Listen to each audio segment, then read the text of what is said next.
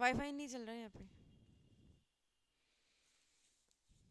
पता नहीं इसके क्या समस्या आई है।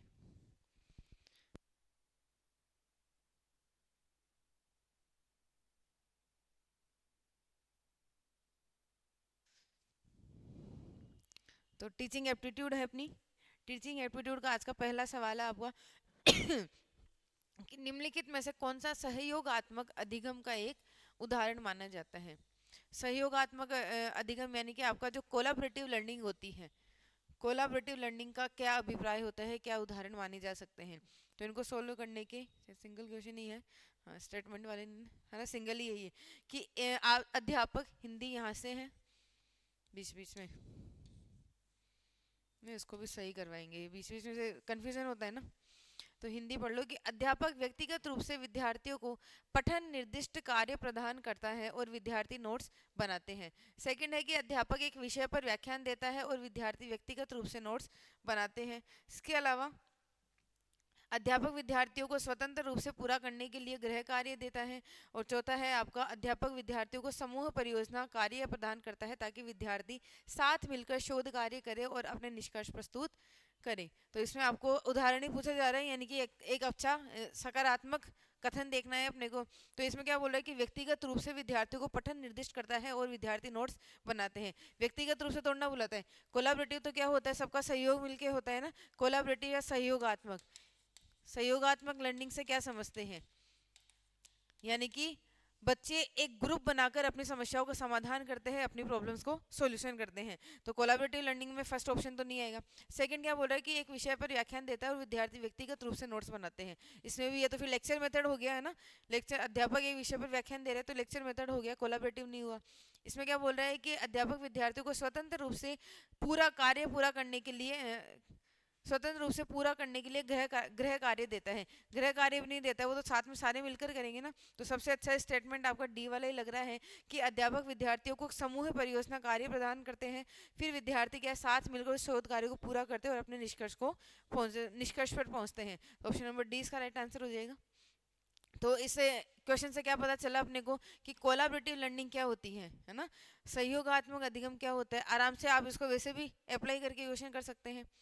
फिर है नेक्स्ट सेकंड क्वेश्चन कि निम्नलिखित में से सकारात्मक शिक्षक निर्देश शिक्षक विद्यार्थी संबंध का उदाहरण नहीं है ना, नहीं पूछा जा रहा है, कौन सा एग्जाम्पल नहीं है।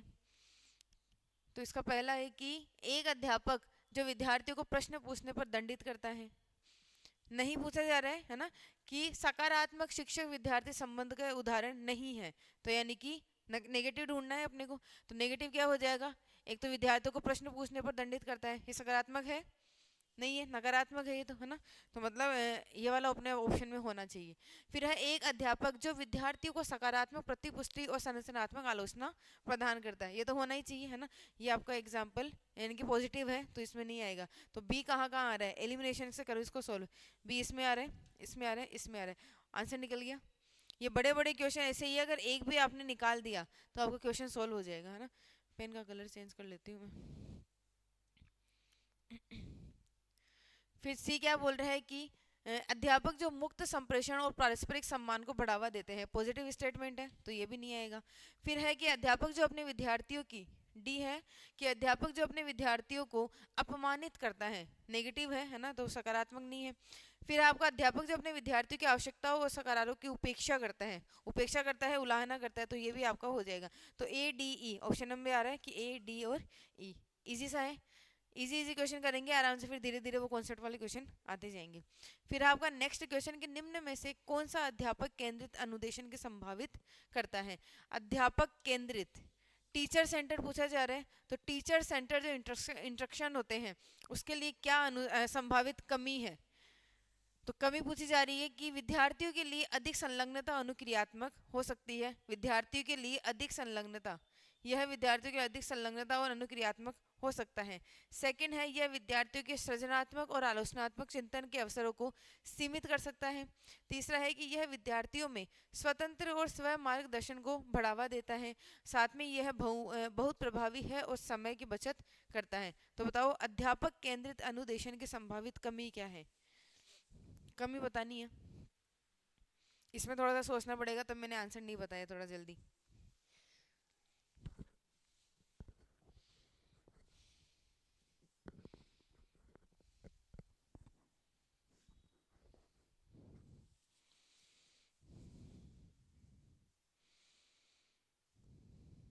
बताओ।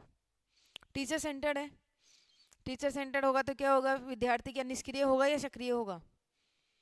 विद्यार्थी निष्क्रिय होगा। तो इसमें क्या बोल रहा है कि अनुदेशन की संभावित कमी क्या है? तो कमी है कि यह विद्यार्थियों के लिए अधिक संलग्नता अनुक्रियात्मक हो सकता है। सेकंड है, विद्यार्थियों के सृजनात्मक और आलोचनात्मक चिंतन के अवसरों को सीमित कर सकता है, कमी है ये भी। फिर है, वे विद्यार्थियों में स्वतंत्रता और स्व मार्गदर्शन को बढ़ावा देता है, ये तो कोई कमी नहीं है। और यह बहुत प्रभावी और समय की बचत करता है। टीचर सेंटर जो इंस्ट्रक्शन होता है वो प्रभावी होता है क्या लर्नर सेंटर से ज़्यादा? प्रभावी तो कौन सा माना जाता है, जब विद्यार्थी स्वयं सीखता है, उसमें टाइम भी कम लगता है। और इसमें क्या बोल रहा है, समय की बचत करता है। समय की बचत थोड़ा ना करता है, टीचर व्याख्यान देगा फिर उसको विद्यार्थी सुनेगा, तो एक क्या है, बड़ी प्रोसेस है। तो यही है आपके इसके संभावित यानी कि टीचर सेंटर की। विद्यार्थियों के कौन सा ऑप्शन था आपका? विद्यार्थियों के लिए अधिक संलग्न अनुक्रियात्मक हो सकता है, सही है, ये तो अच्छी बात है। यह विद्यार्थियों की सृजनात्मक और आलोचनात्मक चिंतन के अवसरों को सीमित कर सकता है। ऑप्शन है क्या इसमें या फिर ये सही है? सिंगल ही है। तो इसमें डी ऑप्शन आपका रहने वाला है कि ये ज़्यादा इफेक्टिव नहीं होता है और बस समय की बचत भी नहीं करता है, तो यही आपकी एक कमी मानी जाती है। नेक्स्ट है आपका कि पारंपरिक अधिगम की विशेषताएं नहीं है। पारंपरिक अधिगम की कौन सी विशेषताएं नहीं है?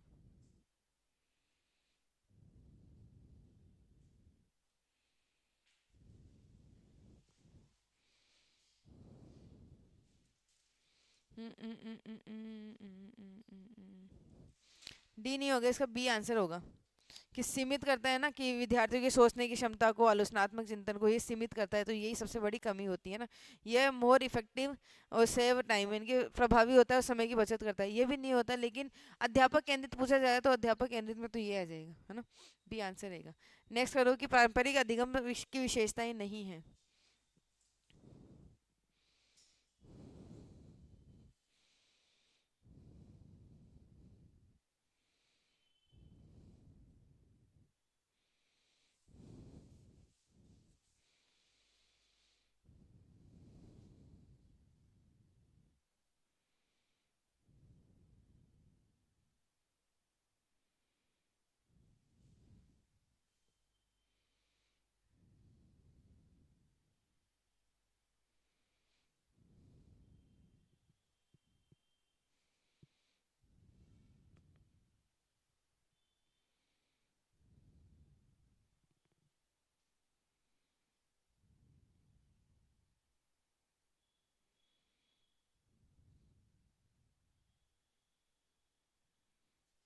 बताओ, एलिमिनेट करके क्वेश्चन निकालो, मतलब आंसर निकालो जल्दी से।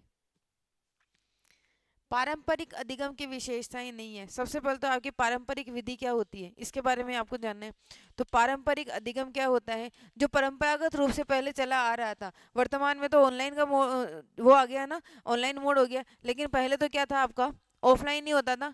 यानी कि विद्यार्थी इसमें क्या होते थे, सक्रिय होते थे। जो आपके शिक्षक होते थे वही आपको टीचिंग करवाते थे, जैसा वो बोलते थे वैसा ही आप करते थे। तो ऑफलाइन में ये, ऑफलाइन कैसा होता था आपका, शिक्षक केंद्रित होता था।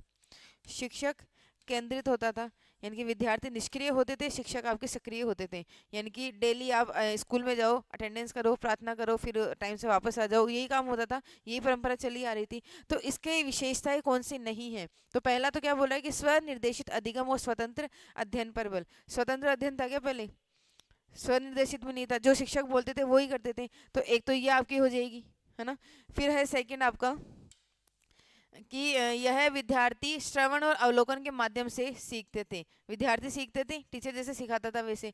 फिर है निर्धारित पाठ्यचर्या नहीं होती थी। मतलब जो आपका पारंपरिक अधिगम था, पहले यहाँ पर करिकुलम फिक्स थे, पाठ्यक्रम फिक्स थे, कि यहाँ पर इस कक्षा में ये पढ़ाया जाएगा और इस कक्षा में ये पढ़ाया जाएगा, फिक्स होता था वो पाठ्यक्रम, फिक्स होते थे। आज अपन ऐसे देखते हैं कि आपके जो पाठ्यक्रम में है वही चीज़ें पढ़ते हो आप, उनके अलावा भी पढ़ते हो ना, कोई फिक्स करिकुलम नहीं है। तो आपके अधिगम की विशेषताएं नहीं है।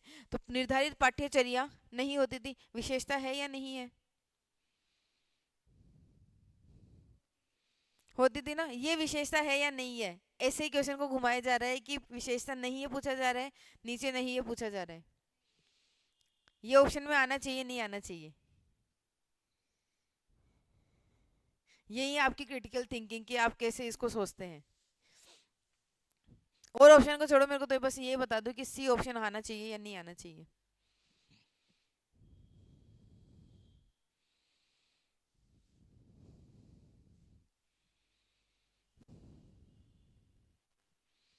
विशेषता, अगर यहाँ पर होता कि विशेषताएं बताइए, तो ये क्या था कि पाठ्यचर्या होती थी, ऐसे हो जाएगा। तो दोनों ये नेगेटिव आ रहे, तो ये तो आना चाहिए, है ना। बस इतना ही पूछ रही थी। फिर है शिक्षार्थी उन्मुख, ये लर्नर सेंटर्ड होता था क्या, टीचर सेंटर्ड होता था, पारंपरिक अधिगम, तो ये आपका नहीं आएगा। तो ऑप्शन नंबर डी को हटाओ सबसे पहले। तो डी कहाँ कहाँ है, डी केवल एक इसी में है ना। फिर ई क्या बोल रहा है कि नियमित उपस्थिति की आवश्यकता होती थी, नियमित उपस्थिति की आवश्यकता होती थी, तो ये विशेषता नहीं है ना। तो विशेषता होनी, यानी कि विशेषता है ये, तो अगर अनियमित होता तो यह विशेषता नहीं होती। तो ये आपको आना चाहिए, नहीं आना चाहिए, नहीं आना चाहिए ना, क्योंकि ये विशेषता है। तो ई को हटा दो, आंसर क्या निकला, सॉरी डी को हटा दी क्या आप, शिक्षार्थी उन्मुख, हाँ ये नहीं आएगा ना। तो आपका जो फिक्स करिकुलम है, निर्धारित पाठ्यचर्या है, वो वहां पर होती थी, इसमें क्या बोल रहा है, नहीं होती थी, है ना।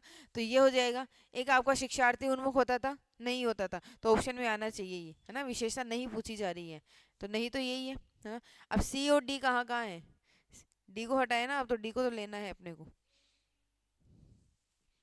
डी को तो आना चाहिए, तो डी केवल एक में ही है। तो ए क्या बोला है कि स्वनिर्देशित अधिगम और स्वतंत्र अध्ययन पर बल दिया जाता था, नहीं दिया जाता था, तो ये आपकी विशेषता नहीं है। तो ये ऑप्शन नंबर सी इसका राइट आंसर रहने वाला है। समझ आया ये क्वेश्चन, थोड़ा सा सोचना पड़ेगा, एलिमिनेशन से करो ना, टाइम बच जाएगा उसमें।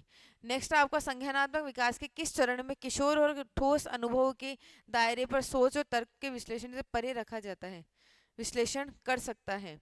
फॉर्मल ऑपरेशनल में, सेंसरी मोटर में, कंक्रीट में, या प्री ऑपरेशनल में। तो जो आपकी जीन पियाजे की थ्योरी है ये, है ना। पियाजे की थ्योरी किस किसने पढ़ी है, पढ़ी है, क्या नाम था पियाजे की थ्योरी का, कॉग्निटिव डेवलपमेंट था, है ना। Cognitive development theory, cognitive development से संज्ञानात्मक विकास सिद्धांत। तो इसमें इन्होंने क्या बताया था, 4 स्टेजेस बताई थी, बचपन से लेकर विद्यार्थी कब तक होगा, 11 से 14 वर्ष तक के, या 14 वर्ष से ऊपर तक की, तब तक के बच्चों को बताया था। तो इसमें सबसे पहले तो 4 अवस्थाएं बताई, 4 अवस्थाएं सीक्वेंस में कौन कौन सी थी। सबसे पहले तो विद्यार्थी क्या करता है, सेंसरी, यानी कि सेंस के माध्यम से सीखता है, अपने इंद्रियों के माध्यम से सीखता है, सेंसरी मोटर हो जाएगा, है ना। क्योंकि नाम में ही आ रहा है सेंसरी, है ना, सेंस के माध्यम से, इंद्रियों के माध्यम से सीखना। इंद्रियों के माध्यम से कैसे, जैसे छोटा बच्चा होता है 0 से 2 साल तक का बच्चा, वो कैसे कैसे सीखता है, मतलब वो कैसे बात करता है आपसे, या तो छू के करेगा, या फिर इशारों में बात करेगा, है ना, ऐसे ही बात करेगा। तो इसमें 0 से 2 साल तक के बच्चों को शामिल किया जाता है।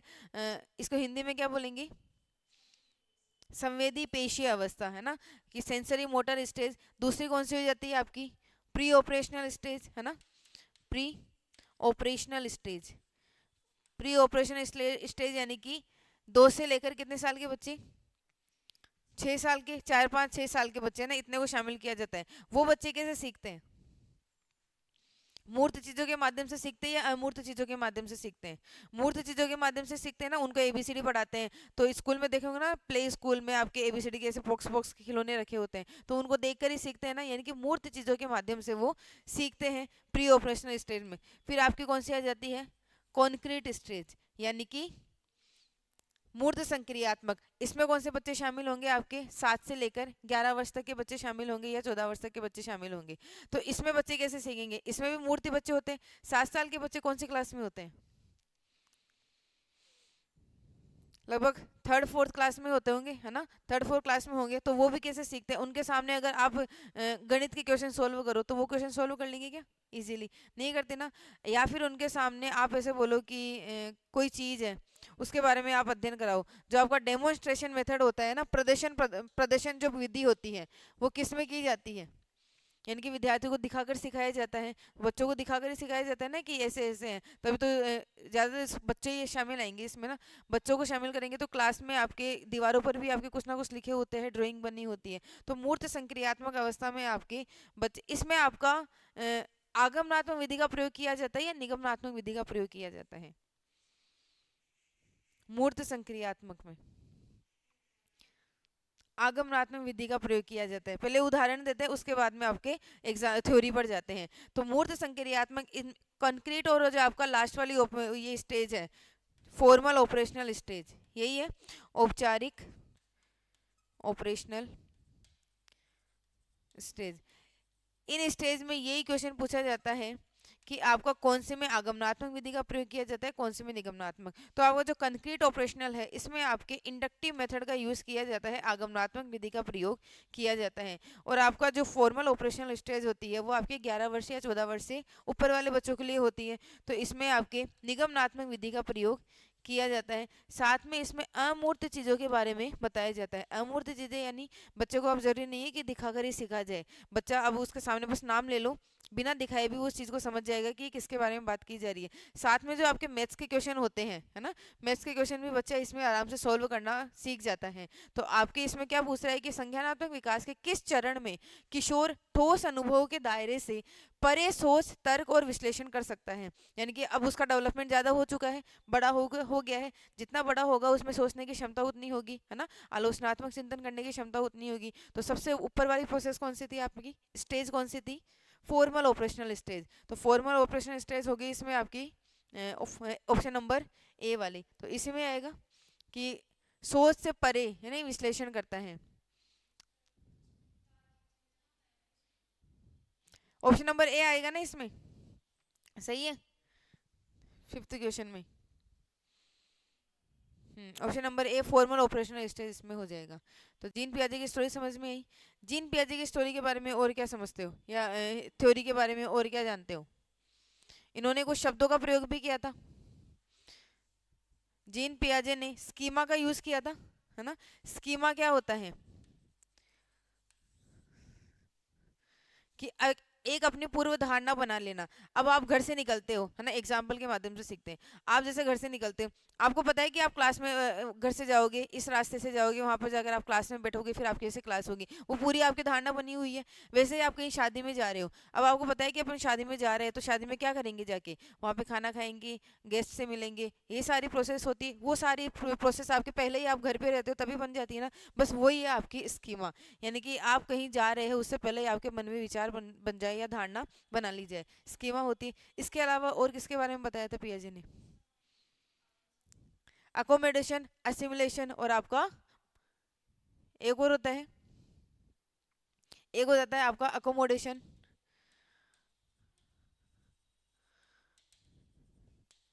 एक होता है आपका एसिमुलेशन, एक हो जाता है वो संतुलन वाला, है इक्विलिब्रेशन, है ना, इक्विलिब्रेशन, इक्विलिब्रेशन। तो आपका अडोप्टेशन, अकोमुलेशन, एक अडोप्टेशन भी होता है।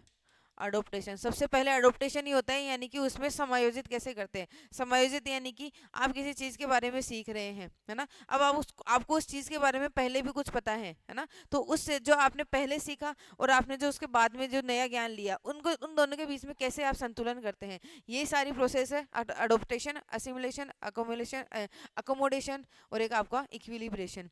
तो आपके जैसे समायोजन कैसे करेंगे, जैसे आपने बचपन में ऐसे पढ़ा था कि गाय के 4 पैर होते हैं, पढ़ा था ये आपने। अब आपने वो चित्र भी देख लिया उसमें, अब आप कहीं रास्ते में जा रहे हैं, अब आपको गाय दिखी, गाय दिखी, तो गाय में आपको क्या पता चला कि आपने जो पढ़ा था कि गाय के 4 पैर होते हैं, वही चीज आपको वहां पर दिख रही है कि गाय के 4 पैर होते हैं। तो उसने आपने क्या कर लिया कि आपने जो पहले सीखा था, तो आपने नया जो ज्ञान ले रहा है उनके बीच में आपने एसिमुलेशन कर लिया। तो यही चीजें होती है आपकी अडोप्टेशन, अकोमोडेशन, एसिमुलेशन और इक्विलिब्रेशन। पूर्व ज्ञान को नवीन ज्ञान के साथ में जोड़ना या संयोजित करना ही आपकी इस, क्योंकि ये जो चीज होती है इसी में इन दोनों को शामिल किया जाता है ना, किस प्रकार से आप अनुकूलन करते हैं और किस प्रकार से आप उसमें समायोजित करते हैं, है ना। इनके बारे में डिटेल से देखेंगे, आज का इसमें स्लाइड में लगी हुई नहीं है ना। और इक्विलिब्रेशन क्या होता है कि इन दोनों के बीच में संतुलन बना लेना, कि हाँ अपन ने जो देखा था वो सही देखा था, उनके बीच में संतुलन बन गया। स्कीमा हो गई और आपका ये 4 प्रोसेस हो गई, इन पांचों के बारे में बताया था। इसके अलावा एक और बताया था ऑर्गेनाइजेशन के बारे में, संगठन के बारे में भी बताया था। ऑर्गेनाइजेशन, ऑर्गेनाइजेशन क्या है कि अनेक आपके जो स्कीमाज होती हैं उनको संगठित करना ही क्या है आपका ऑर्गेनाइजेशन होता है। जैसे आपको, जैसे मॉल में जा रहे हो आप, अब मॉल में जाते हैं तो आपको अलग अलग जगह पर वो चीज़ें मिलती है ना, कि यहाँ पर आपका शैम्पू हो गया, यहाँ पर साबुन हो गया, यहाँ पर कपड़े हो गए, यहाँ पर ये हो गए। तो आपके बीच में वो स्कीमा बना हुआ है कि वहाँ पर आपको ये मिलेगा, वहाँ पर ये मिलेगा। तो उन सारी स्कीमाओं को एक साथ जोड़ लेना ही आपका संगठन है, ऑर्गेनाइजेशन है। इजी यही है, तो ना स्कीमा को याद रख लेना कि अपनी एक पूर्व धारणा बना लेना। तो फिफ्थ क्वेश्चन का आंसर तो था आपके ऑप्शन नंबर ए। नेक्स्ट है आपका कि वह संबंध है जिसमें एक कम अनुभवी शिक्षार्थी किसी विशेषज्ञ के मार्गदर्शन में ज्ञान और कौशल प्राप्त करता है, क्या कहलाता है? Cognitive apprenticeship, observable learning, cognitive load या कोग्निटिव साइंस। संज्ञानात्मक शिक्षुता, अवलोकनीय अधिगम, संज्ञानात्मक भार या वजन, संज्ञानात्मक विज्ञान। यानी कि एक कम अनुभवी शिक्षार्थी किसी विशेषज्ञ के मार्गदर्शन में ज्ञान और कौशल को प्राप्त करता है।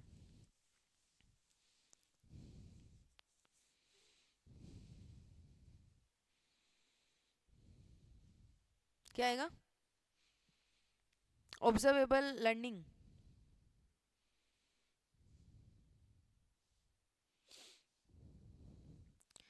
देखो देखिए एक बार वापस ढंग से।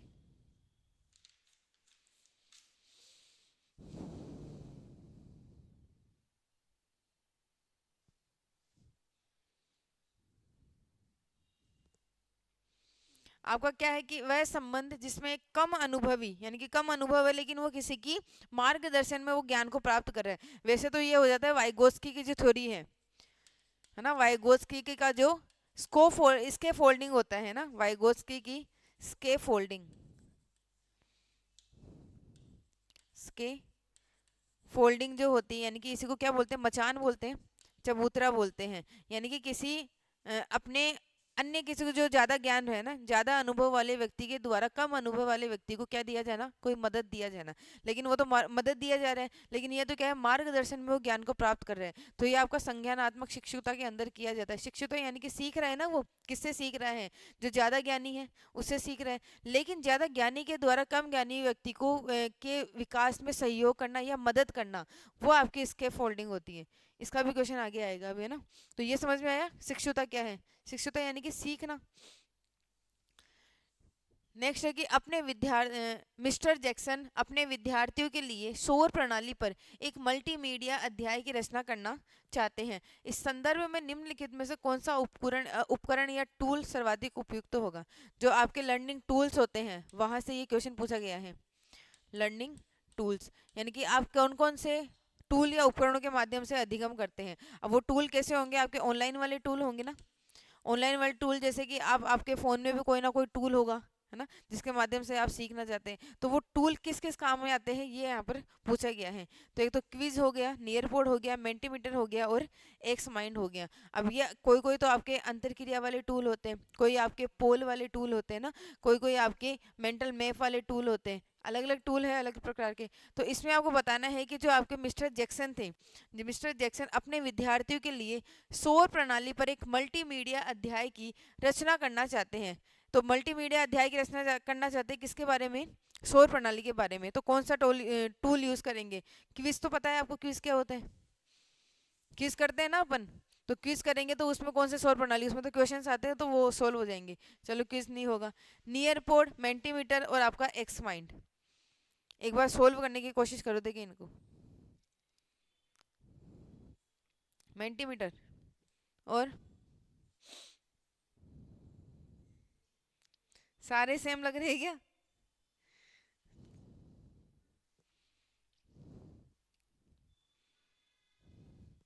एक्स माइंड तो क्या हो जाता है आपका? एक्स माइंड यानी कि माइंड मिस्टर होता है, एक्स माइंड होता है, माइरो होता है, यानी कि माइंड मैप बनाने के लिए। माइंड मैप कैसे बनाते हैं आप? कि जैसे आप कोई चीज़ याद कर रहे हैं, अब आपको ये याद नहीं हो रही है, तो आपने कोई टॉपिक लिया, है ना, उसके आपके जो भी आसपास के जो भी एरिया थे उनके बारे में आपने दिमाग में एक धारणा बनाई कि हाँ एक ये टॉपिक है तो इससे ये जाएगा, फिर ऐसे जाएगा, फिर ऐसे जाएगा, फिर ऐसे जाएगा, है ना।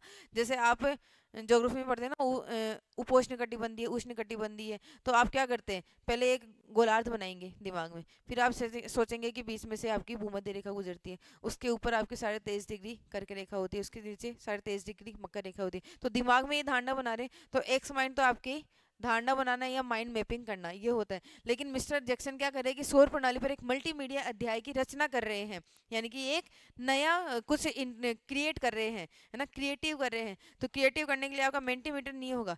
मेंटीमीटर क्या होता है? इंटरएक्टिव वीडियो बनाने के लिए। इंटरएक्टिव वीडियो कैसे बनाते हैं? जैसे आप ब्लेंडेड लर्निंग कर रहे हैं, है ना, मिश्रित अध्ययन कर रहे हैं, ऑनलाइन प्लस ऑफलाइन वाला। जैसे अभी चल रहा है ऑफलाइन भी हो रहा है और ऑनलाइन भी रिकॉर्ड हो रहा है, दोनों हो रहे हैं। तो ऑफलाइन और ऑनलाइन कर रहे हैं, तो ये तो मिश्रित हो गया, ब्लेंडेड लर्निंग हो गया। फिर इसके बाद में आप क्या करते हैं कि मेंटीमीटर, यानी कि आप इंटरएक्टिव वीडियो, अब इसके अंदर ही आप कोई ना कोई टूल यूज़ कर लेंगे। अब आपके सामने सामने में कुछ चला दूँ और दूसरा जो भी टूल होता है ना ऑनलाइन वाला, आपके सामने वो चला दूँ, फिर आपको मैं बताऊँ कि ऐसा ऐसा है, ऐसा ऐसा है, तो वो इंटरएक्टिव हो गया ना। आप ये सोचोगे आपको याद भी अच्छे से होगा, इंटरएक्टिव होगा, अंतर क्रिया होगी वो, है ना। तो ये होता है आपका इंटरएक्टिव मेंटीमीटर, आपका अंतर क्रियात्मक उपकरण माना जाता है। लेकिन जो आपका नियर पोड होता है नियर पोड होता है कोई चीज़ की रचना करना, नई चीज़ का निर्माण करना, है ना, नियर पोड से तात्पर्य। ये आपके शायद नोट्स में है क्या लिखा हुआ, या कुछ टीचिंग वाले नोट्स है क्या किसी के पास है?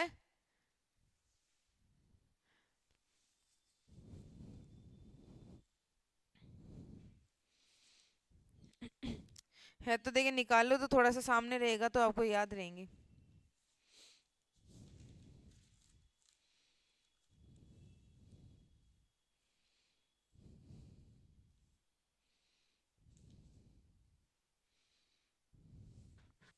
फिर नेक्स्ट क्वेश्चन है आपका क्वेश्चन नंबर 8। कथन वाला क्वेश्चन है कि अधिगम का मूल्यांकन अधिगम में वृद्धि करने के लिए रचनात्मक प्रतिपुष्टि पर आधारित होता है। ये क्वेश्चन है आपका मूल्यांकन से, यानी कि असेसमेंट से या फिर इवेल्यूशन से, कि आप अपना मूल्यांकन कैसे करते हैं। तो मूल्यांकन में आपका अधिगम में वृद्धि करने के लिए रचनात्मक प्रतिपुष्टि, यानी कि आपका फॉर्मल या फॉर्मेटिव असेसमेंट होना चाहिए। इस पर सेकंड है कि अधिगम के मूल्यांकन का लक्ष्य अधिगम प्रक्रिया के अंत में समाकलित ग्रेड प्रदान प्रदान करता है। तो आपके जो असेसमेंट इवेल्यूशन होता है वो कितने प्रकार का होता है, मूल्यांकन करना यानी कि आपके प्रोसेस या टीचिंग को या अधिगम को किस प्रकार से आप सीख रहे हैं उसके बारे में बताना। तो अधिगम के टाइप से क्वेश्चन पूछे जाते हैं, इसके 4 टाइप है। एक तो हो जाता है आपका फॉर्मेटिव असेसमेंट, स्टार्टिंग से सीक्वेंस में ही देख लेते हैं। सबसे पहला होता है प्लेसमेंट। प्लेसमेंट यानी कि आपका स्थानन मूल्यांकन, स्थानन नहीं होता है इसका मतलब। दूसरा हो जाता है आपका फॉर्मेटिव असेसमेंट। फॉर्मेटिव असेसमेंट यानी कि आपका क्या बोलते हैं इसको, रचनात्मक मूल्यांकन। रचनात्मक मूल्यांकन। फिर एक हो जाता है आपका समाकलित, यानी कि समेटिव असेसमेंट, यानी कि समायोजन ऐसे कुछ बोलते हैं इसको, यो योगात्मक, चलिए योगात्मक मान लेते हैं। हिंदी नाम आपको बहुत सारे मिलते हैं, इंग्लिश नाम आपको फिक्स यही मिलेंगे, है ना। फिर एक हो जाता है आपका इप्सेटिव असेसमेंट। इप्सेटिव असेसमेंट यानी कि स्व मूल्यांकन। स्व मूल्यांकन। तो सबसे पहले तो जो आपका प्लेसमेंट इवैल्यूएशन होता है, प्लेसमेंट इवैल्यूएशन यानी कि आपका स्थानन, कोई भी आपके एग्जाम होती है या कोई भी एंट्रेंस एग्जाम होती है, उन सबको आपके प्रवेश परीक्षाओं को किसमें शामिल किया जाता है, प्लेसमेंट में। जैसे आपकी नेट वाली एग्जाम है, वो कैसी एग्जाम है, अगर आपने नेट क्वालिफाई किया तो आप पीएचडी के लिए एलिजिबल है, एक प्रवेश परीक्षा के आधार पर इसको माना जाता है। जैसे आपका सीयूईटी है, सीयूईटी भी क्या है, प्लेसमेंट ये है ना। यानी कि आप अगर वो एग्जाम क्वालिफाई करते हैं तो आपको सेंट्रल यूनिवर्सिटी में क्या करने को अपॉर्चुनिटी मिलती है, पीजी करने पर कर सकते हैं वहाँ पे, है ना। तो आपके जो प्लेसमेंट है आपके प्रवेश परीक्षा के आधार पर इसको देखा जाता है।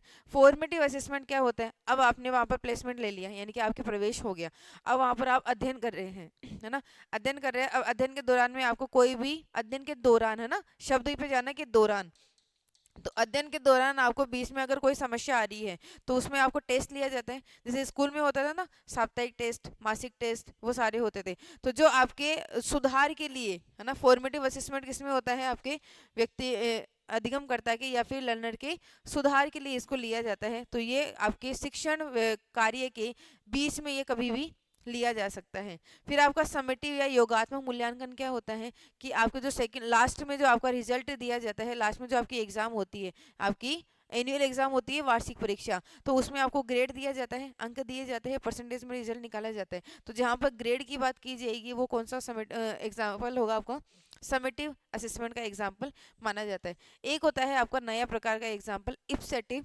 असेसमेंट। इप्सेटिव असेसमेंट यानी कि खुद का ही मूल्यांकन करना। अब खुद का मूल्यांकन कैसे करेंगे, जैसे आप कोई टेस्ट दे रहे हैं, पहले टेस्ट में आपके 7 नंबर आए, सेकंड टेस्ट हुआ आपके 8 नंबर आए, थर्ड टेस्ट हुआ आपके 6 नंबर आए। तो आपके खुद का मूल्यांकन हो रहा है कि सेकंड टेस्ट में आपने अच्छा प्रोग्रेस किया, फिर थर्ड टेस्ट में आपने वापस से डाउन चले गए। तो इनकी खुद का मूल्यांकन करना, खुद का असेसमेंट करना आपका इप्सेटिव असेसमेंट के अंदर शामिल किया जाता है। तो इसमें क्या पूछ रहा है, अब कथन को पढ़ो, अगर चारों ऑप्शन अगर ढंग से समझ में आए हैं तो, या थोड़े थोड़े भी समझ आए तो।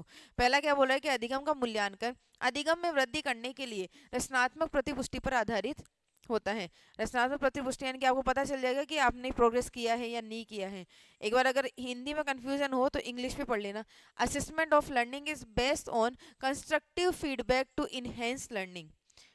अधिगम को बढ़ावा देने के लिए, ये सुधार करने के लिए ये आपका फॉर्मेटिव असेसमेंट। सेकंड क्या बोल रहा है, the goal of assessment of learning is to provide summative grade at the end of the learning process. Summative या फिर आपका योगात्मक जो मूल्यांकन होता है वो एंड ऑफ द प्रोसेस होता है, यानी कि एग्जाम लास्ट एग्जाम में होता है, यानी कि आपको ग्रेडिंग दी जाती है।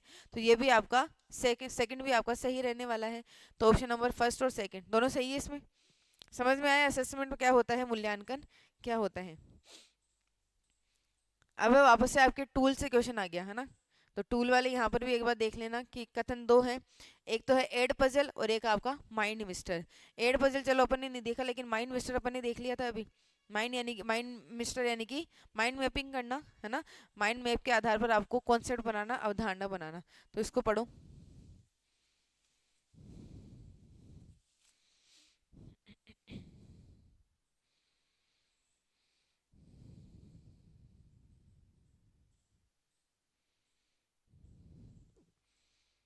एड पजल क्या बोल रहा है कि शिक्षा में मन चित्रण हेतु प्रयुक्त किया जाने वाला एक साधन है। माइंड मिस्टर क्या बोल रहा है कि शिक्षा में अन्योन्य क्रियात्मक वीडियो बनाने के लिए प्रस्तुत किया जाने वाला एक साधन है।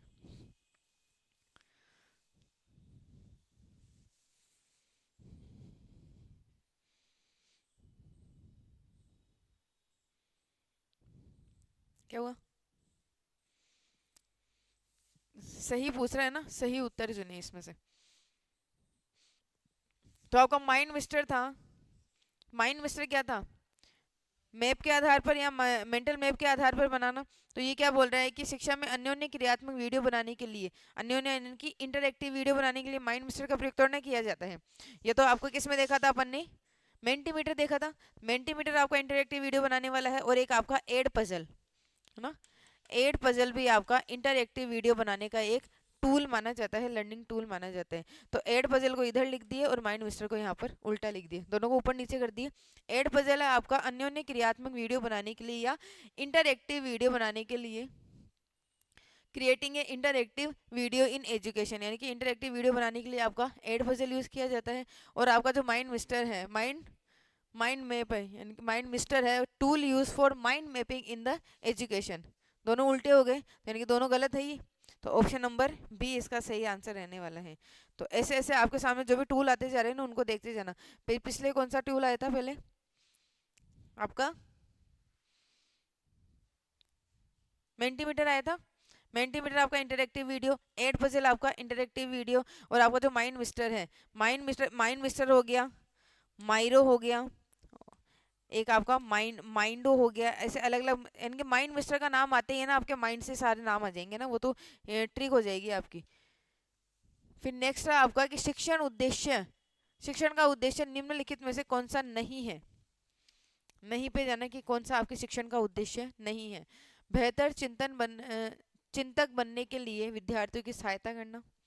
सेकंड है समस्या समाधान अभिक्षमता के विकास को सुगम बनाना। सख्त शिक्षण योजना का अनुपालन करना। और डी है अपने अवबोध को यथार्थ से समायोजित करने, आंतरिक व बाह्य अनुभवों के मध्य सामंजस्य बनाने के लिए अधिगमकर्ताओं की सहायता करना।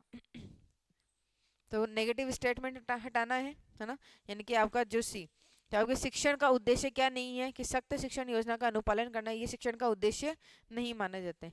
इजी इजी क्वेश्चन है, बस आपको ऊपर यहाँ पर पढ़ना है कि यहाँ पर नहीं पूछा जा रहा है या सही पूछा जा रहा है।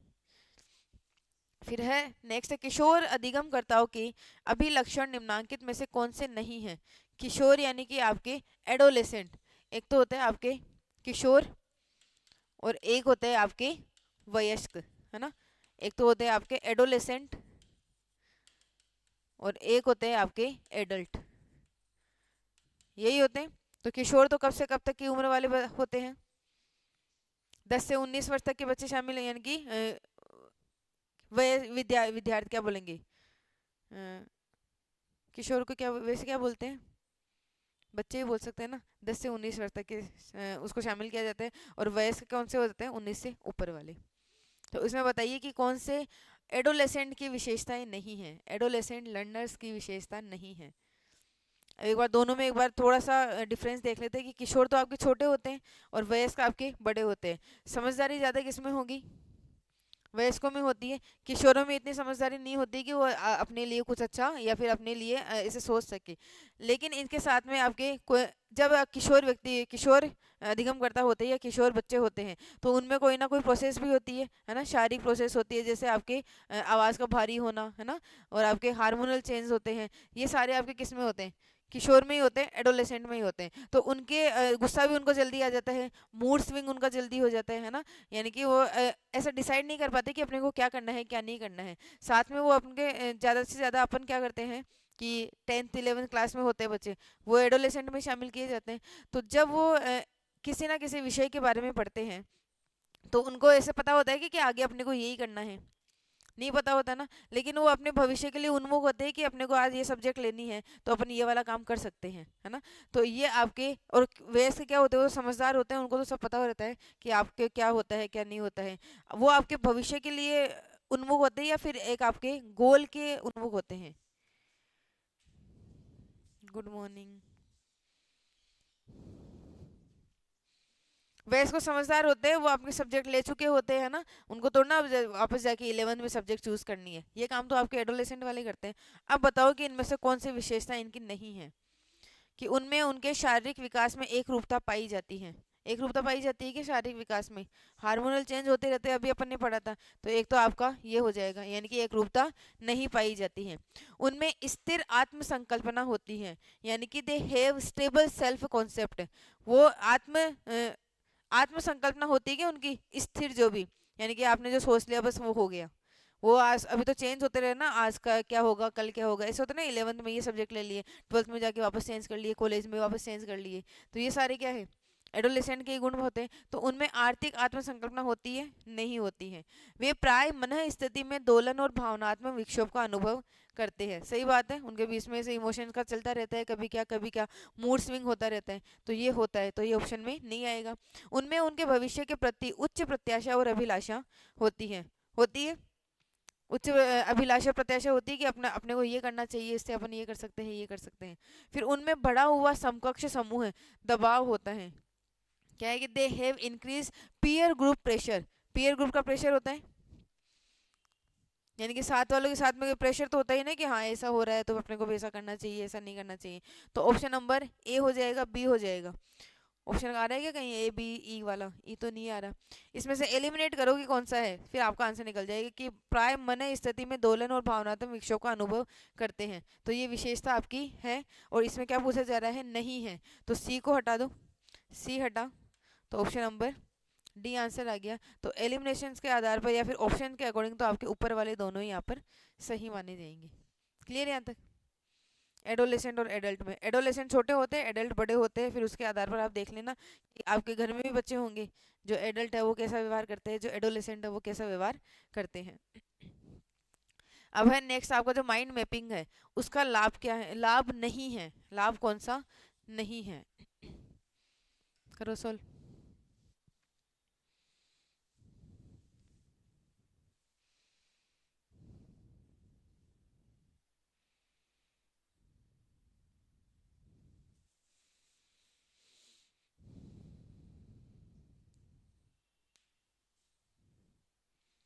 माइंड मैपिंग से क्या होता है? अच्छे से आप याद कर सकते हैं, है ना। तो स्मृति प्रतिधारण में सुधार होता है, कि आप अपने अकॉर्डिंग जैसे भी अपना माइंड मैप बनाकर उस कॉन्सेप्ट को याद कर सकते हैं। तो यह तो उसकी विशेषता मानी जाएगी। सेकंड है सृजनात्मक एवं समस्या समाधान कौशल में ये भी वृद्धि करेगा, है ना, कैसे आपको आलोचनात्मक चिंतन करना है। तनाव और दुश्चिंता में कमी करता है, ये भी सही है। और सूचना को समझने के लिए अधिक कठिन बनाना, कठिन थोड़ा ना बनाते हैं, सरल बनाने के लिए तो माइंड मैप करते हैं। तो यही आपका इसमें शामिल नहीं होगा। इजी सा है ये तो। नेक्स्ट, निम्नलिखित में से कौन प्रभावी शिक्षण हेतु मूलभूत आवश्यकताएं हैं? इफेक्टिव टीचिंग की कौन कौन सी मूलभूत आवश्यकताएं हैं? कि विद्यार्थियों के बीच व्यक्तिगत भिन्नताओं की उपेक्षा करना, पर्याप्त संसाधन और प्रौद्योगिकी, पारंपरिक शिक्षण पर विधियों का प्रयोग करना, और आपका जो पाठ्यचर्यात्मक मार्गदर्शनों की दृढ़ संसक्ति, curriculum guidance, rigid adherence to curriculum guidelines. तो ये सारे आपके पता है कब के क्वेश्चंस हैं? ये आपके 2024 वाले क्वेश्चंस ही है, 2024 या 2023, बस इसी के हैं, इनसे बाहर के क्वेश्चन नहीं है ये, है ना। 23-24 के क्वेश्चन आप देख लो, ऐसे इजी क्वेश्चन भी पूछे जाते हैं, लेकिन वो आपके एग्जाम प्रेशर में क्या है, वो आप पढ़ने में गलती कर देते हैं बस। कौन सा प्रभावी शिक्षण हेतु मूलभूत आवश्यकता है ना, पॉजिटिव स्टेटमेंट पूछ रहे हैं। तो विद्यार्थियों के बीच व्यक्तिगत भिन्नताओं की उपेक्षा करना, ये तो नहीं होगा। सेकंड है कि पर्याप्त संसाधन और प्रौद्योगिकी, पर्याप्त तो ना लिमिट ही लगा दी यहाँ पर तो, है ना। फिर है आपका पारंपरिक शिक्षण विधियों का प्रयोग करना। फिर है आपका पाठ्यचर्यात्मक मार्गदर्शनों की दृढ़ संसक्ति। परंपरागत पारंपरिक शिक्षण विधियों का प्रयोग कैसे? पारंपरिक शिक्षण विधियां कौन सी होती है? कि आपको स्कूल में जाना, वो सारे है ना, जैसे चलता आ रहा है, क्लास में जाओ, अटेंडेंस करो, पढ़ लो, अगर समझ में आ रहा है तो आ रहा है, नहीं तो नहीं आ रहा है, फिर घर पे आ जाओ, यही परंपरा अगर चलती आ रही है। तो आपके जो प्रभावी शिक्षण है उसके लिए प्रभावी आपकी जो पारंपरिक शिक्षण विधियां हैं, इसका अगर प्रयोग करेंगे तो ये आपकी टीचर सेंटर्ड होगी या लर्नर सेंटर्ड होगी? शिक्षक केंद्रित होगी या शिक्षार्थी केंद्रित होगी? शिक्षक केंद्रित होगी। तो शिक्षक केंद्रित विधि अच्छी है या शिक्षार्थी केंद्रित विधि अच्छी होगी? शिक्षार्थी केंद्रित होगी। तो सी कैसे बता रहे हो? आ, हाँ हाँ हाँ। अब डी ऑप्शन को पढ़ो। रिजिड यानी कि आपका कठोर पाठ्यचर्यात्मक मार्गदर्शनों की कठोर संसक्ति। रिजिड तो ना प्रोसेस होता है, फ्लेक्सिबल होता है, तो ये भी नहीं आएगा। अब चारों में से वापस से पढ़ो कि कौन सा होना चाहिए, क्योंकि सबको अपन ने वो कर दिया एलिमिनेट।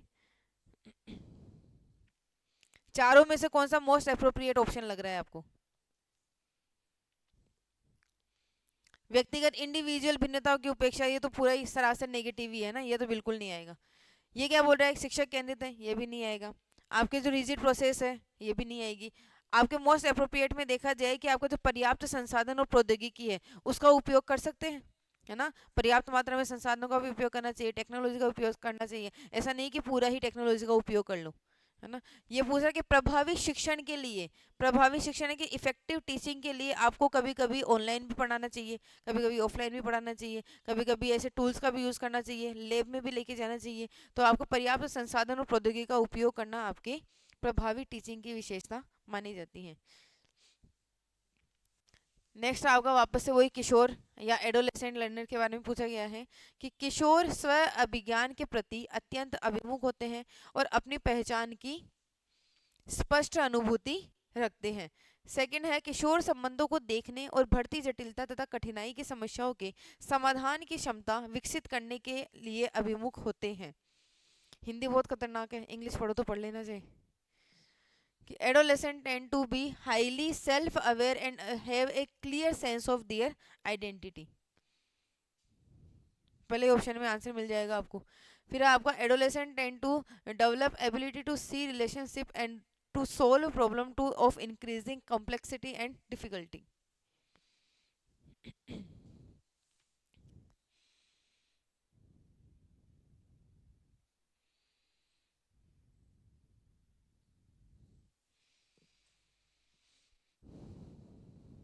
पहला ऑप्शन सही है या गलत है? दूसरे में तो आप पढ़ते पढ़ते ही भूल जाओगे पीछे क्या आ गया था, है ना, बड़ा स्टेटमेंट है। पहला बता दो सही है या गलत है?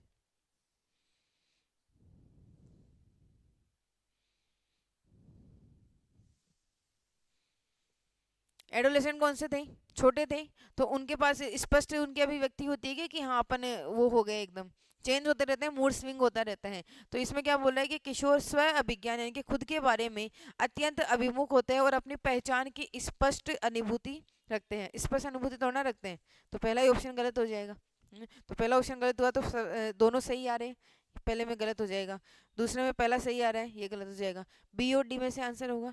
अब दूसरा देख लो कि सही है या गलत है। कि किशोर संबंधों को देखने और बढ़ती जटिलता तथा कठिनाई की समस्याओं के समाधान की क्षमता विकसित करने के लिए अभिमुख होते हैं। यानी कि क्षमता विकसित करने के लिए अभिमुख होते हैं, ना कि विकसित कर चुके हैं। विकसित यानी कि वो समस्याओं का समाधान करने के लिए वो आगे प्रेरित है, अभिमुख है, यानी कि एकदम पूरा समस्या का समाधान करने की क्षमता उनमें नहीं आई है, लेकिन उसकी कोशिश कर रहे हैं। इसके लिए आपका सेकंड ऑप्शन सही हो जाएगा। तो ऑप्शन नंबर फर्स्ट आपका गलत है, सेकंड आपका सही रहने वाला है। समझ आया? नेक्स्ट है आपका, निम्न में से अधिगम संबंधित कौन से कारक है जो अधिगम को प्रभावित करते हैं। अधिगम को प्रभावित करने वाले पॉजिटिव स्टेटमेंट निकालना है। आकांक्षा, उपलब्धि, अभिप्रेरण का शिक्षार्थी का स्तर, फिर है शिक्षार्थी की तत्परता और इच्छा शक्ति, शिक्षार्थी का बुनियादी सामर्थ्य, शिक्षार्थी का शारीरिक व मानसिक स्वास्थ्य, या शिक्षक के व्यक्तित्व का व्यक्तित्व व विशेषताएं, व्यक्तित्व की विशेषता व व्यवहार। इस क्वेश्चन को सोल्व करो आप खुद से, सबको आंसर बताना है इसका। तो इसमें कोई किताबों की पढ़ने की जरूरत नहीं है, अपने वैसे ही अप्लाई बेस्ड क्वेश्चन है ये।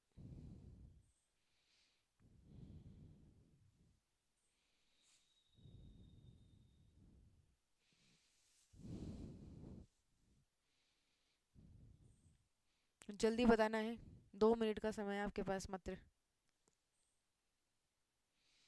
क्वेश्चन तो आपका 10 सेकंड का भी नहीं है ये।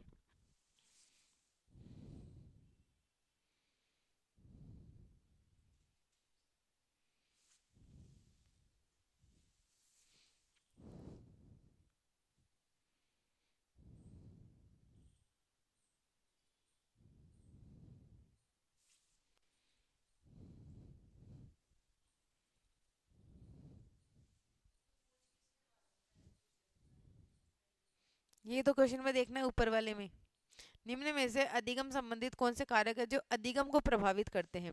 अभी मैंने बताया था, टीचर सेंटर अच्छा होता है या लर्नर सेंटर अच्छा होता है। शिक्षक केंद्रित अधिगम अच्छा है या विद्यार्थी केंद्रित अधिगम अच्छा है। जो आपको टीचर पढ़ाएगा आप उसको पढ़ के आ जाओगे वो ज्यादा समझ में आएगा, या आप खुद से पढ़ोगे वो ज्यादा समझ में आएगा। शिक्षक शिक्षार्थी केंद्रित होता है, लर्नर सेंटर्ड होता है। तो ये क्या पूछ रहा है कि निम्नलिखित अधिगम संबंधी कौन से कारक है जो अधिगम को प्रभावित करते हैं, पॉजिटिवली प्रभावित करते हैं, वो देखना है। तो इसमें आंसर क्या बता रहे हो, पहले आपके आंसर तो देखूं। और इसके पहले आपको दो शब्द देती हूँ मैं। एक होता है टीचिंग, है ना, एक होता है लर्निंग। दोनों में क्या डिफरेंस होता है, कोई बता सकते हैं। टीचिंग का मतलब तो होता है आपका सिखाना, और लर्निंग का मतलब क्या होता है, सीखना। इसमें किसके बारे में पूछा जा रहा है, लर्नर रिलेटेड फैक्टर कौन से हैं, शिक्षार्थी से संबंधित फैक्टर पूछे जा रहे हैं ना, यानी कि आपको सीखने से संबंधित। तो इसमें विद्यार्थी आएगा या शिक्षक आएगा, विद्यार्थी आएगा। जो भी विद्यार्थी की विशेषता है उनको निकाल दो, यानी कि वो आंसर में ले लो और बाकी के निकाल दो। क्या आंसर आ रहा है, बी आंसर सीधा सीधा है। क्योंकि ई में क्या बोल रहे हैं कि शिक्षक के व्यक्तित्व की विशेषताएं और व्यवहार, शिक्षक से मतलब ही नहीं है ना, ऊपर लर्नर पूछ रहा है, आपको केवल शिक्षार्थी की विशेषताएं देखनी है। तो ई को हटा दो, ई को हटाओगे आंसर क्या निकलेगा आपका, ऑप्शन नंबर बी। तो पहला क्या बोल रहा है कि आकांक्षा, उपलब्धि, अभिप्रेरण का शिक्षार्थी का स्तर, लर्नर का लेवल देखा जाएगा, शिक्षार्थी की तत्परता और इच्छा शक्ति देखी जाएगी, शिक्षार्थी का बुनियादी सामर्थ्य देखा जाएगा, शिक्षार्थी का शारीरिक और मानसिक स्वास्थ्य देखा जाएगा। सारी शिक्षार्थी की विशेषताएं हैं, शिक्षक को हटा दो आंसर आपका निकल जाएगा। समझ आया क्वेश्चन।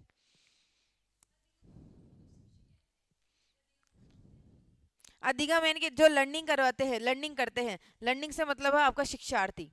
क्योंकि कौन सीख रहा है, शिक्षार्थी तो सीख रहा है ना, शिक्षक तो टीचिंग करवाता है, लर्निंग थोड़ा ना करवाता है। लर्न अभी जो आप यहाँ पर कर रहे हो, मैं क्या करवा रही हूँ, टीचिंग करवा रही हूँ। आप क्या कर रहे हो, लर्निंग कर रहे हो। बच्चों को भी स्कूल में बोला जाता है ना कि ये वाला आप लर्न करके आना, यानी कि याद करके आना, खुद से याद करके आना। तो लर्निंग हो जाता है आपका शिक्षार्थी केंद्रित, टीचिंग हो जाता है आपका शिक्षक केंद्रित, है ना।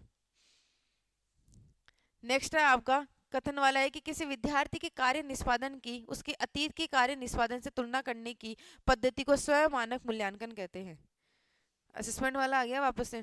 दूसरा क्या बोल रहा है, प्रामाणिक मूल्यांकन यानी कि आपका ऑथेंटिक असेसमेंट वे मूल्यांकन पद्धतियां हैं जो उन कौशलों व योग्यताओं का परीक्षण करती है जो वास्तविक जीवन परिस्थितियों में अनुप्रयुक्त होती है।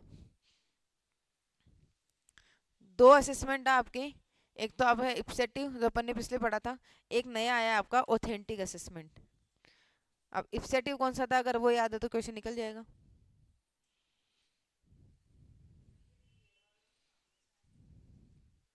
बीएड वालों की नहीं है, अपने को भी करना है, क्योंकि आपको बनना क्या है नेट करके असिस्टेंट प्रोफेसर में भी तो टीचिंग ही करवाओगे आप जाके, तो थोड़ा बहुत नॉलेज तो होना ही चाहिए। इजी क्वेश्चन होते हैं, आराम से इसको अप्लाई करो आप। तो पहला क्या बोल रहा है कि इप्सेटिव यानी कि इप्सेटिव समझ में नहीं आया लेकिन हिंदी में समझ में आ जाएगा, स्वयं मानक। स्वयं मानक के बारे में क्या बोल रहा है कि किसी विद्यार्थी के कार्य निष्पादन के उसके अतीत की कार्य निष्पादन से तुलना करना। खुद के कार्य से तुलना की जा रही है कि पहले कितने नंबर आए थे, अब कितने आ रहे हैं, है ना। तो खुद के कार्य से तुलना करने की पद्धति क्या है, इप्सेटिव असेसमेंट है। पहला सही है। दूसरा क्या है, ऑथेंटिक असेसमेंट यानी कि आपका प्रामाणिक मूल्यांकन वे मूल्यांकन पद्धतियां हैं जो उन कौशलों व योग्यताओं का परीक्षण करती है जो वास्तविक जीवन परिस्थितियों में अनुपयुक्त होती है। आप ऐसे बोलते ना कि ऑथेंटिक बुक होनी चाहिए या ऑथेंटिसिटी होनी चाहिए, कैसे होनी चाहिए, अगर वो आपकी रियल लाइफ में भी आपको सही लग रही है तो ही वो ऑथेंटिक होगी। ऐसे थोड़ा ना है कि बात तो आपके किस सब्जेक्ट के बारे में बोल रही है, बुक में आपके हवा में कुछ और बताया जा रहा है, उसको ऑथेंटिक मानेंगे क्या आप, उसको सही मानेंगे कि आप नहीं मानेंगे ना। तो ऑथेंटिक इवोल्यूशन में यही है कि उन कौशलों व योग्यताओं का परीक्षण करना है जो आपके वास्तविक परिस्थितियों में भी अनुप्रयुक्त होती हैं। ये भी आपका सही रहने वाला है। तो ऑप्शन नंबर फर्स्ट इसमें दोनों सही है ना, कथन एक और कथन दोनों सही रहने वाले हैं। नेक्स्ट है आपका, निम्न में से कौन सा आईसीटी उपकरण प्रयोक्ताओं को वेबसाइटों, लेखों व वीडियो जैसे विविध स्रोतों से विषय वस्तु व्यवस्थित व क्यूरेट करने देता है, यानी कि कंटेंट को सिस्टमेटिक तरीके से बनाने के लिए कौन सा आपका टूल होता है। इसमें अगर आपने वेबसाइट को, लेख को और वीडियो को इनको अच्छे से पढ़ लिया ना तो आपके ऑप्शन में यही बताए गए हैं। अगर आपने पढ़ा भी नहीं होगा ना तो इनके माध्यम से आप निकल जाओगे।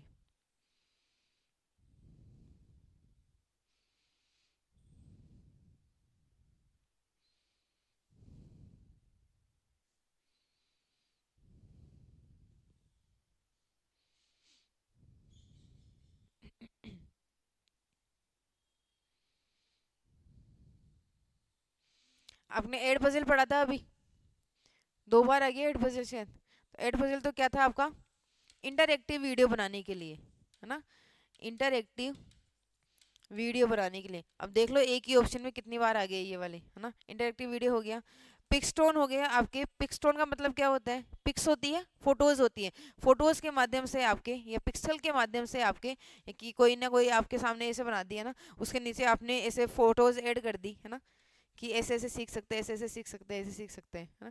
जैसे आप स्टार्टिंग वाली वो कौन सी थ्योरी होती है आपकी, संज्ञानात्मक थ्योरी होती है ना, कोग्निटिव डेवलपमेंट, और आपकी कौन सी होती है, नाम याद नहीं आ रहा मेरे को, भावनात्मक वाली होती है ना, भावनात्मक हो गया, साइकोमोटर हो गई, हाँ संज्ञानात्मक क्रियात्मक, है ना, ये सारी जो थ्योरियाँ होती है तो उसमें ऐसे देखते हैं ना अपन, ब्लूम का वर्गीकरण है तो सबसे नीचे ये होता है, फिर ऐसे होता है, फिर ऐसे होता है ना। तो इसमें आपके सामने फोटो ही तो होती है ना, अपन नोट्स लिखते हैं या नोट्स बनाते हैं तो आपके सामने फोटो होती है कि ऊपर से नीचे कैसे जाते हैं।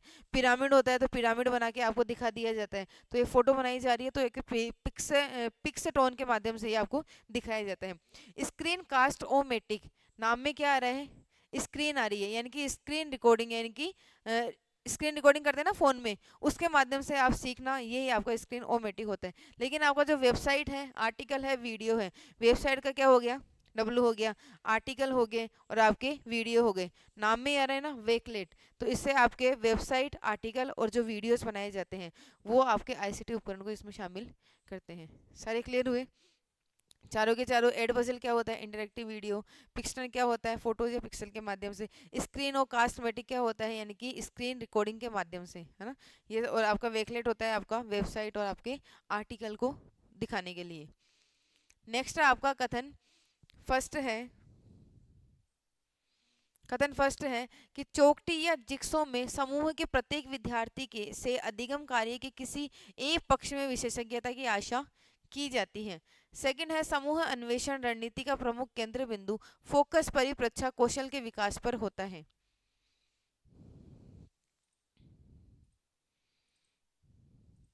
हिंदी में अगर समझ में आ रहा है ना तो एक बार देखिए सोल्व करो, फिर मैं इसकी ढंग से थ्योरी पढ़ते हैं अपन।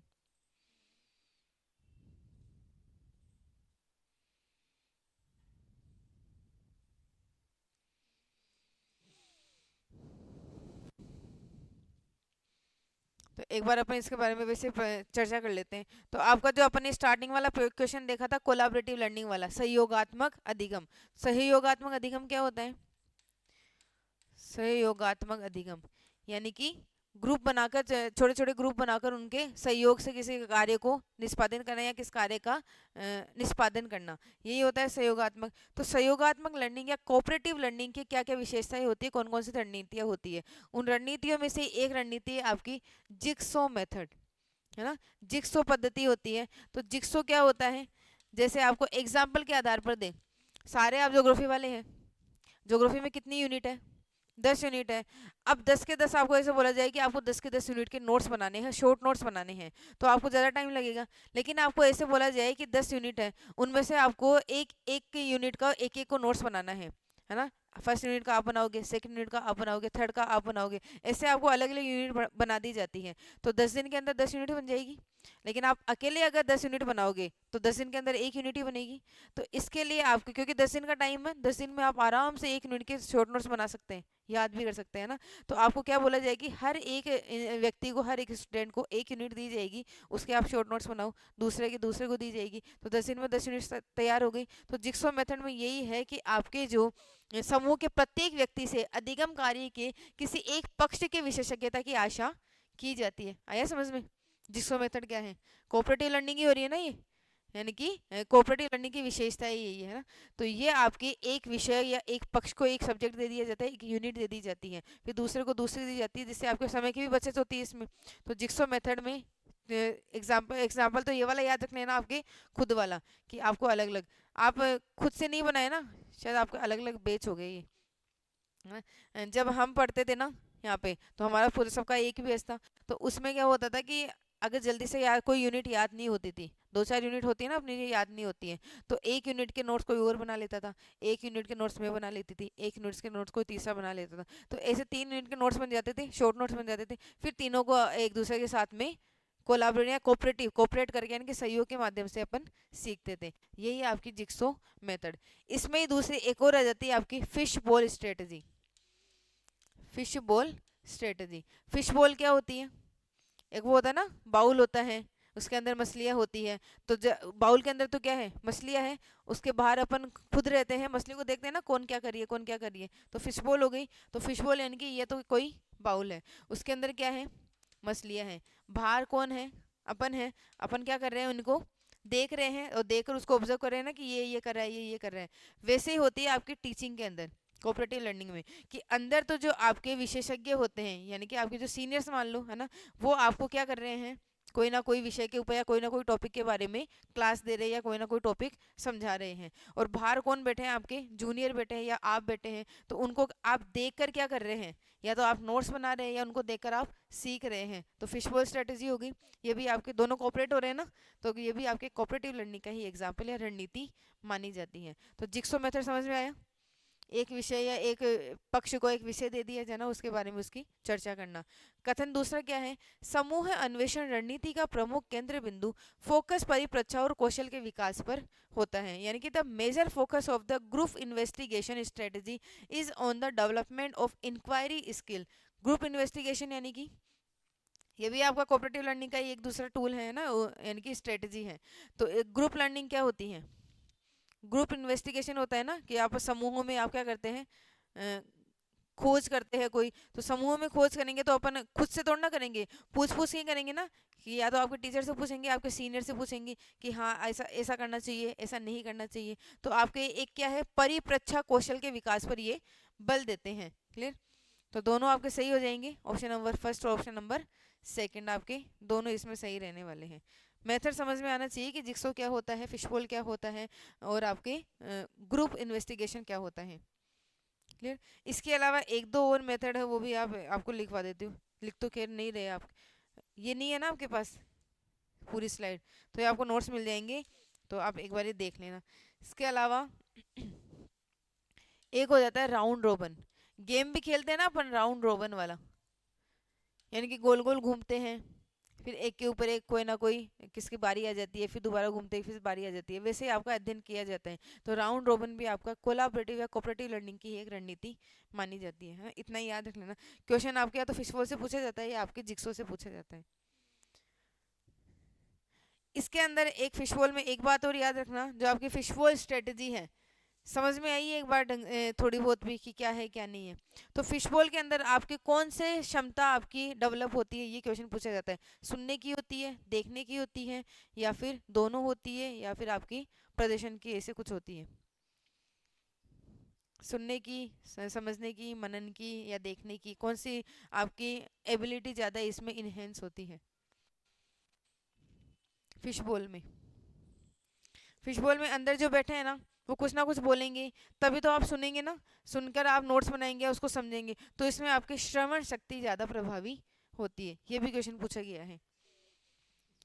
नेक्स्ट आपके दो क्वेश्चन और कर लेते हैं कि शिक्षण के इस विश्वास को निम्न में से क्या कहा जाता है कि वह सर्वाधिक दुर्बोध को भी प्रभावित कर उसकी अधिगम में सहायता कर सकता है। यानी कि दुर्बोध यानी कि किसी को कुछ नहीं आता है, फिर भी उसको प्रभावित करके उसको सिखाने की क्षमता होती है शिक्षक के अंदर, तो ऐसा शिक्षक क्या कहलाता है? शिक्षक का ज्ञान, शिक्षक का बोध, शिक्षक का प्रभाव, उत्पादकता का भाव, या शिक्षक का स्व प्रत्यक्षण। क्वेश्चन में आ रहा है आंसर, सी आ रहा है कि शिक्षक कितना प्रभावी है कि किसी ढीठ व्यक्ति होता है, जो दुर्बोध व्यक्ति होता है, उसको भी वो सिखा सकता है। ऐसी एबिलिटी किसमें होती है? शिक्षक के प्रभाव उत्पादक के अंदर, या उसके भाव में।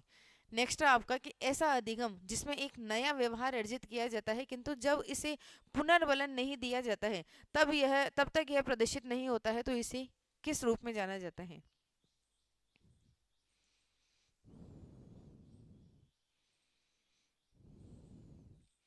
जैसे एग्जाम्पल वाला है, हनुमान जी वाला ले लो। हनुमान जी को पता नहीं था कि वो क्या कर सकते हैं, उड़ सकते हैं, लेकिन उनके अंदर तो वो था ना, वो छिपा हुआ ज्ञान तो था ही, लेकिन उसको किसने उनको बताया कि आप उड़ सकते हैं? किसने बताया था?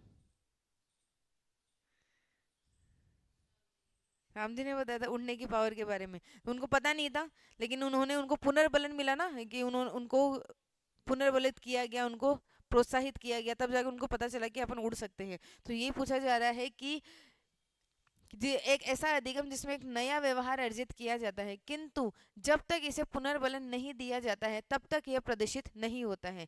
अगर आपको पता चल जाए कि आप ऐसा कर सकते हो, आपको कि पीछे से कोई पुश करे आपको, तब आपको पता चलेगा ना, तब तक इससे पहले आपको पता नहीं था कि आपके अंदर ये वाला गुण भी है।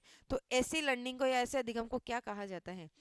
Observational learning, social learning, latent learning, या मोरल लर्निंग। इसको बोला जाता है आपके छिपा हुआ अधिगम।